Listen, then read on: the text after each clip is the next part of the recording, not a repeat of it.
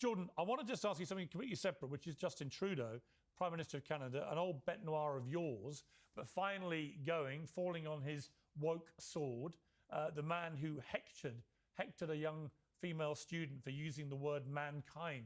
He said, around here we use the phrase people kind, so we don't offend people. I think that mindset from a man who also regularly wore blackface while lecturing us all about racism is long overdue that he's gone. His record with policies in Canada has been disastrous as well. But what is your reaction to Trudeau going? Well, I watched his resignation speech. You know, I've never heard Justin Trudeau say a true word in his entire life.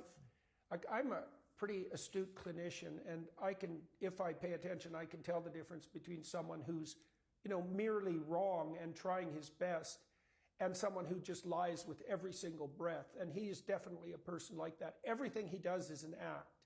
And his resignation speech was an act. You could tell because today he started out with the words, well, everyone knows that I'm a fighter and I don't give up. And I mean, Pierce, I don't know about you, but I can't imagine myself ever saying something like that in public.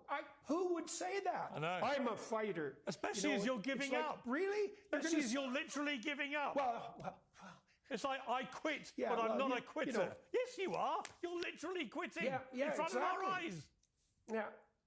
Well, and it's also the case that you saw in that opening salvo exactly his preoccupation with himself. Yeah. It's like, this is all a drama about Justin Trudeau as far as Justin Trudeau is concerned. You all know I'm a fighter. It's like, actually, Justin, at the moment, we don't give a damn if you're a fighter. Actually, we don't give a damn about you, period. This isn't about you. It's about the fact that over 9 years, you have moved Canadians from parity in terms of per capita GDP. We were equal to the Americans 9 years ago, equal.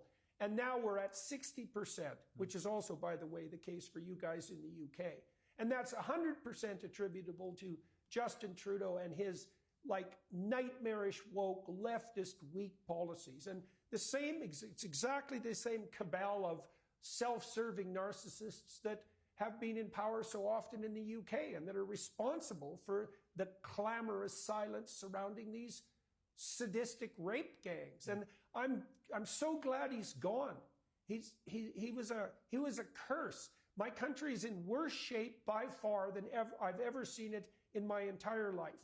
And we don't have any idea yet how much damage he did, because all we know is what we've heard with the Liberals in power.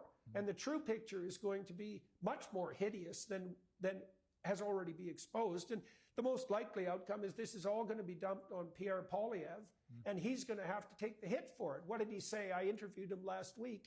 He said, the Liberals had the party and I get the hangover. And it's like, yeah, well, he'll get the hangover all right, get blamed for it all, and Canadians are going to suffer dreadfully. Yeah. And it's really awful. And it is this shallowness, this shallow self-serving narcissism that characterizes so much of the elite class, more or less across political lines, that has put Canada in the doldrums that it's in, and is also responsible for the state of your country, which is dreadful. And it's I don't know if you guys in the UK understand how sad it is for us in Canada and in the United States to watch what you're doing to yourself. I mean, the UK is a great country. When I go there, I go to Oxford, I go to Cambridge, to these remarkable places in London, see your unbelievable deep history, understand how much the world owes the UK in terms of, say, the establishment of common law and decent government everywhere, including places like India. We owe the UK such an immense debt. And to watch you guys spiral yourselves into the ground for this idiot, weak political correctness that's gone so far that you can allow your working class women to be raped en masse sadistically and say nothing about it, and gaslight people who are telling the truth. It's so sickening. It's so demoralizing. It's almost unspeakable. We all pray, hope and pray here in Canada and the US that you get your act together and grow some spine again and put your damn country back together and stand up to these bloody psychopathic bullies and the woke green mob. Because It would be a dreadful shame to lose you. Well, you're not going to lose us, Jordan. There are enough of us here who still think it's a great country, albeit we have been run by some extremely poor leaders now for a very long period of time. And that is what we need to fix. You can only fix countries with great leaders. History shows us that. So I think there's a lot of pressure now for this country to do, as you say, and get its act together.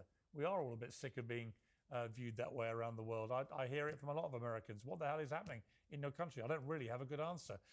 Jordan Peterson, as always, brilliant to talk to you. Thank you very much indeed for coming back on Uncensored. Hey, Piers, thanks.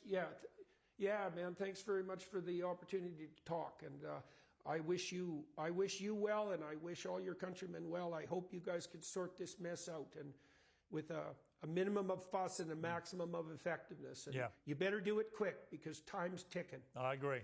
Jordan, thank you very much indeed.